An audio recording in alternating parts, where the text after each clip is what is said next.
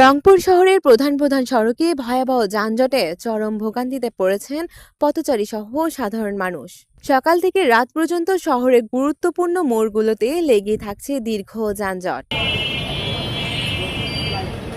রংপুর শহরের শাপলা চত্বর, জাহাজ কোম্পানি মোড়, পায়রা চত্বর, ব্যাংক মোড়, সেন্ট্রাল রোড, টাউন হল চত্বর ও মেডিকেল মোড় এই এলাকাগুলোতে প্রতিদিনই ভয়াবহ যানজটের চিত্র দেখা যাচ্ছে।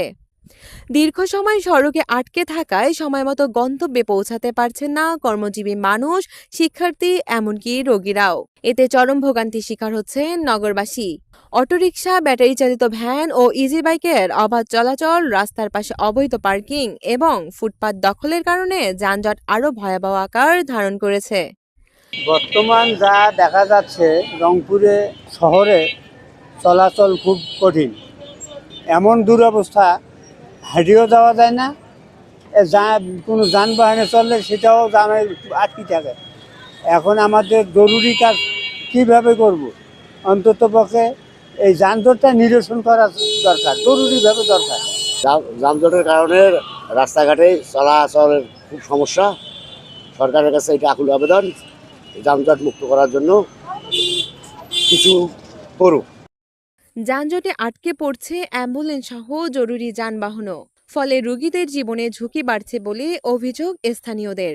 নিবন্ধনবিহীন গাড়ি এসে যানজটের সৃষ্টি করতেছে, যা শহরের মানুষের না বিশ্বাস করতেছে। এই যানজটের কারণে আমাদের 5 মিনিটের পথ আমাদেরকে আধা ঘন্টায় যেতে হচ্ছে। আমরা নগরবিদ এখন নাই, যারা বর্তমানে প্রশাসনের দায়িত্বে আছেন তাদের দৃষ্টি আকর্ষণ করছি আমাদের এই দুরবস্থা থেকে মুক্তি দিতে।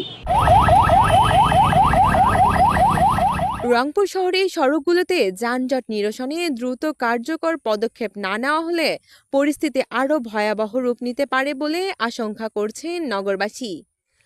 যানজট নিরসনে সংশ্লিষ্ট কর্তৃপক্ষের দৃষ্টি আকর্ষণ করে দ্রুত কার্যকর পদক্ষেপ গ্রহণের দাবি জানিয়েছেন রংপুরের সাধারণ মানুষ।